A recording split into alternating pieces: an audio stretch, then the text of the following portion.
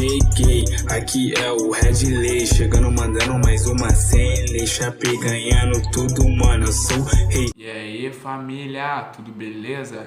Quem está falando aqui é o Redley, seja bem-vindo nesse canal. Tudo foi feito por nós, ela rebola jogando pra nós, quem financia essa noite é nós, chega os produtos de fora pra nós. E hoje eu vim trazer react aí pra vocês do meu mano Luvi, tá ligado? React de inscrito.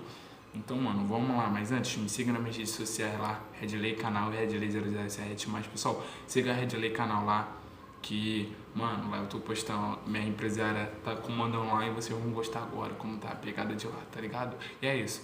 E, gente, eu vou deixar o Instagram dos meus parceiros aí, tá ligado? Que tô fazendo parceria com o canal, então vai tá tudo na descrição, tá ligado? Pra 4, 3, 2, 1.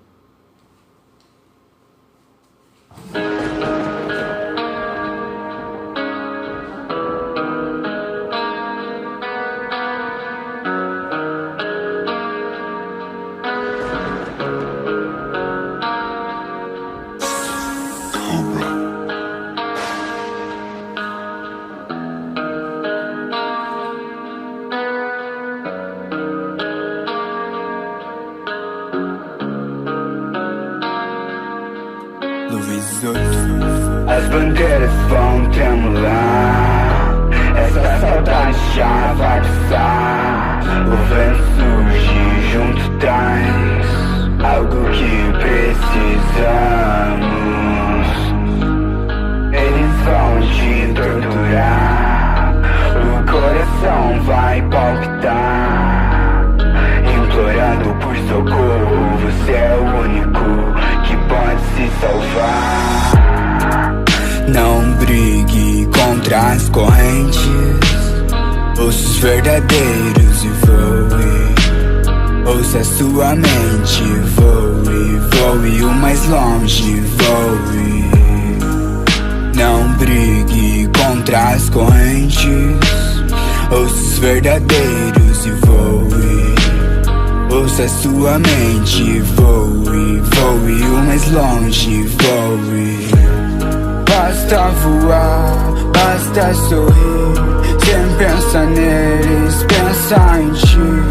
Não sofreriam por você, não voariam com você. Basta voar, basta sorrir, sem pensar neles, pensar em ti. Não sofreriam por você, não voariam com você. Não aguenta a altitude, por isso nos julgam, nos querem lá embaixo. Eu pulei do precipício, abri as minhas asas, foi como um novo início, uma redenção. Eles não fariam por você, é só se desprender e decolar antes do renascer. No primeiro voo só basta voar. Não tenhamos medo, não.